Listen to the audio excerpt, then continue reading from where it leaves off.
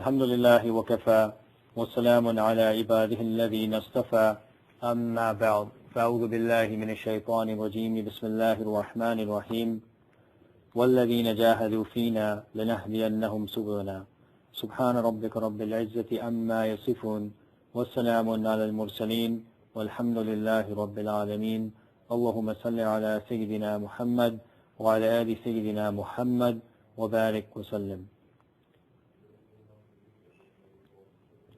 Allah subhanahu wa ta'ala created us inherently as people who forget things very easily. So we experience things, or we do things, or we're told things, and our inherent nature is that we forget them very, very easily. In fact, if you look at our society, it's so based on reminding us of things that we forget. So people have PDAs. Right? And the reason for their PDA is that their PDA reminds them of the phone numbers that they need to remember. It reminds them of different events that are coming up. It reminds them of information that they would normally forget. People are very quick to forget, so they need to be reminded. Same thing where we have these holidays within our calendar, within the Western calendar. So, for example, today is, according to the Western calendar, they've termed this day Mother's Day. So the whole purpose of Mother's Day is to remind people of the importance of their mothers. So people are it's so easy to forget and get caught up in your life that they had to create this day partly in order to sell extra flowers and cards, etc. So it's partly commercial. But partly the purpose was because they realized that people forget things very easily and they need to be reminded. Same thing with commercials. Why does a company love to play their product over and over and over again on TV or on the radio or by advertising in the newspaper? Because they know that even if they showed you a commercial 5 minutes ago, you're going to forget the message. So they need to show you that commercial over and over and over again, and they'll spend billions of dollars doing it. They know that human beings, inherently, their nature is that they forget things very quickly. So they may have one commercial, and they're ready to replay that commercial 1,000 times until it gets ingrained in your head, or at least their message gets ingrained in your head. So this is actually the nature of human beings. And you know, when these people make these commercials and they spend millions of dollars and it totals billions when you put all the companies together, they're not doing it randomly. They have PhDs, they have masters in psychology. All these people get together, they sit down, they analyze people, they question people, they study people, and they come up with this composite of what a human being is. But we already know this from the Quran and the Sunnah. Because we're told by Allah subhanahu wa ta'ala and we're told by the Prophet ﷺ to remind one another often. Why? Because it benefits those people who seek remembrance or who seek being closer to Allah subhanahu wa ta'ala. That's because of this inherent nature that exists within us. So in tasawwuf too, this whole concept of forgetting quickly is very, very important in the science of tasawwuf. And the place it comes in the science of tasawwuf is two places. One is when we remind one another of our responsibilities to Allah subhanahu wa ta'ala. So the whole reason why, for example, we have 5 prayers in a day, or we have the Jummah once a week, or we get together on Sundays, is so that we can remind one another of our responsibilities. We know the importance. We know that we should get closer to Allah. We know that Allah is the only thing that really matters in the end. We know that our relationship and our status before Allah is the only thing that will matter on the Day of Judgment, but we need a simple reminder. I need to be reminded, you need to be reminded, we need to remind one another. And so that's the purpose of such gatherings. When we get together, that's the purpose, that we remind one another. So that's the first thing you should realize about the inherent forgetfulness of mankind.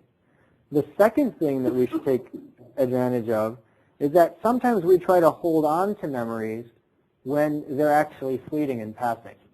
And most people do it. The biggest mistake that people make who are seeking Allah is most people try to hang on to their past experiences of nearness to Allah as an excuse for their future failures.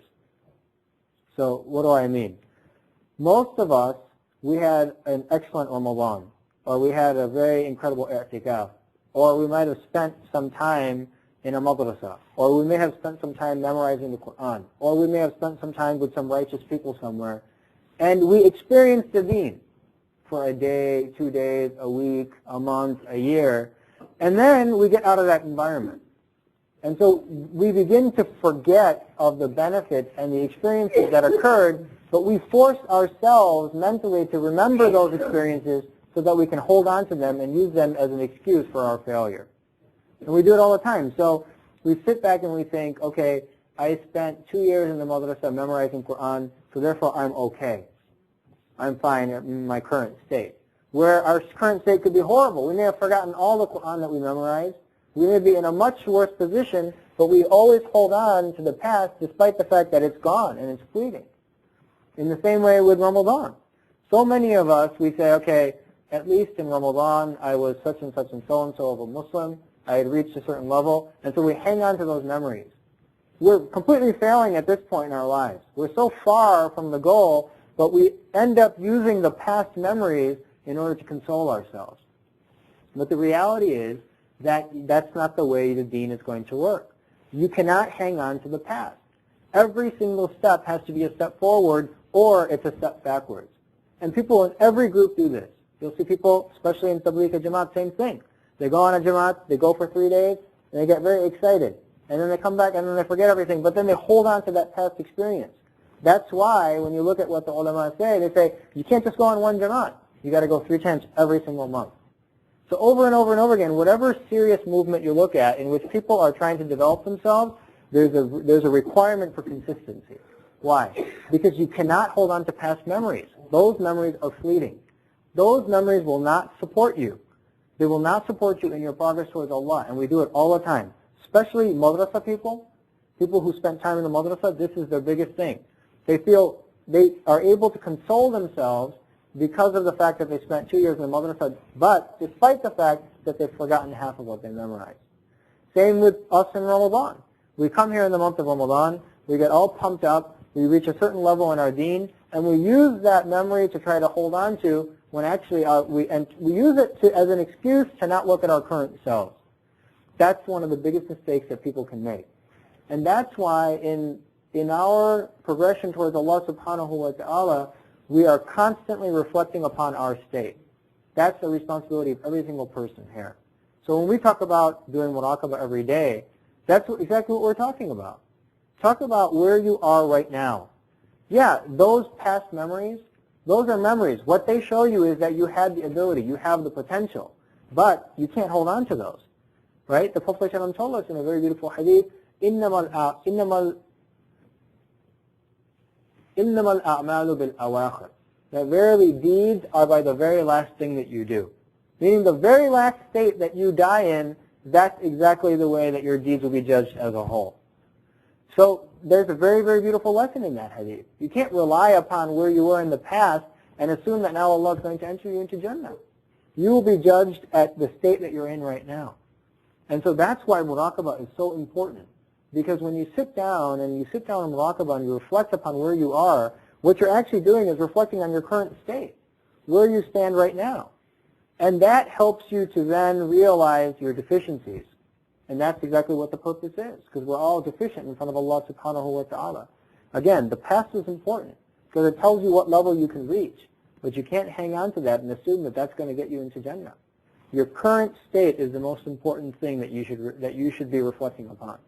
And use the whole concept of our forgetfulness to realize that we can't use the past in order to establish ourselves in the present. So this is a very, very important concept within tasawwuf, that we be honest with our current state. And so this is a requirement for each and every one of us here. May Allah subhanahu wa ta'ala give us a tawfiq to be honest with ourselves concerning our current state so that we can better it and put ourselves ahead and at a higher state in the future. وآخر دعوانا الحمد لله رب العالمين.